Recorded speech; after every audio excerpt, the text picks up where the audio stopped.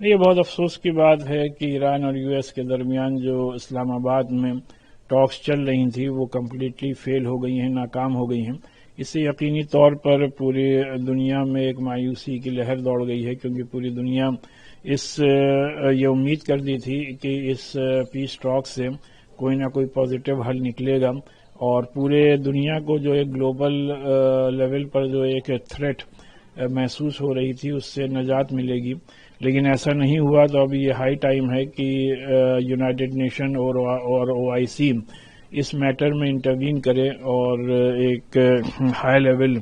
Dialogue conduct کرا کر کے اس میٹر کو ہمیشہ ہمیشہ کے لیے سالو کریں۔ یہ پوری دنیا میں امن امان کے لیے بہت لازمی اور ضروری ہے۔ اب جیسے یہ رپورٹس آ رہی ہیں کہ یو ایس اے چائنا کو بھی تھریٹ کر رہا ہے، یہ اور بھی زیادہ معاملہ اس سے سیریس ہونے والا ہے، تو لہٰذا یو ایس اے کو چاہیے کہ انٹرنیشنل لاز کا پاس اور لحاظ رکھتے ہوئے کسی بھی دوسری کنٹری کو اس طریقے سے دھمکی نہ دی جائے، بلکہ اس میٹر کو ٹیبل پہ بیٹھ کر کے حل کر لیا جائے، تو یہ پوری دنیا میں امن امان کے لیے اور تمام انسانوں کے لیے فائدہ مند ہوگا۔ دیکھیے، جہاں تک کہ شرائط کی بات ہے تو شرائط امریکہ کے حساب سے نہیں ہوگی، شرائط ایران کے حساب سے ہوگی۔ وہ تو ایران کی سभ्यता کو ختم کرنے چلے تھے، پھر اس کے بعد میں ٹیبل ٹاک کرنے۔ اصل مسئلہ یہ پوری طریقے سے ایک کھیل تھا، امریکہ نے لڑائی کو روکا تھا پوری طریقے سے تاکہ ہم اپنی سین شکتی کو پھر سے وہاں کے اوپر کھاڑی میں اور ہر طرف بڑھا لیں تاکہ ایران کے اوپر مضبوط طریقے سے حملے کریں۔ ایران بھی ہر حملے کے واسطے تیار ہے، ایران نہ جھکا ہے نہ ٹوٹا ہے۔ بے شک ایران میں شہادتیں ہوئی ہیں، ایران میں ہمارے سپریم لیڈر کا اور دوسرے لوگوں کی بچوں کی شہادتیں ہوئی ہیں،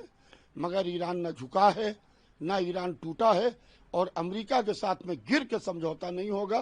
عزت نفس کے ساتھ سمجھوتا نہیں ہوگا۔ سمجھوتا ہوگا تو برابر سے ہوگا، ورنہ نہیں ہوگا۔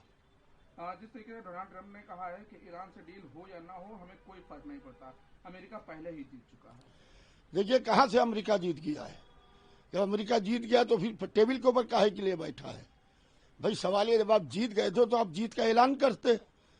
آپ ٹیبل کے اوپر اسلام آباد میں کاہے کے لیے بیٹھ رہے ہیں؟ اور ادھر ٹاک چل رہی تھی، ادھر اسرائیل کا پرائم منسٹر نیتن یاہو کے مسلسل ٹویٹ آ رہے تھے، ان کے بیان آ رہے تھے کہ ہم پوری طریقے سے ایران کو ختم کر کے رہیں گے، ہم ایران کے اوپر حملہ کریں گے، ہم بات چیت میں نہیں ہیں۔ تو اس طریقے سے ایک طرف بات چیت ہو رہی ہے، دوسرے ڈونلڈ ٹرمپ کے ٹویٹ آ رہے تھے، ڈونلڈ ٹرمپ مسلسل بات چیت کے خلاف بیان جاری کر رہے تھے۔ تو بہرحال ایران اس کے اندر اپر ہینڈ ایران کا ہے، اور زمانے نے دیکھ لیا کہ بڑی سے بڑی سپر پاور ایران کے سامنے بیٹھی، اور ایران نے کہا کہ نہیں، سپر پاور اللہ کی ذات ہے، اور ایران نے بھرپور طریقے سے ان کا مقابلہ میدان جنگ میں بھی کیا اور صلح کی ٹیبل کے اوپر ان کا مقابلہ کیا، اور کہا کہ شرائط ہوں گے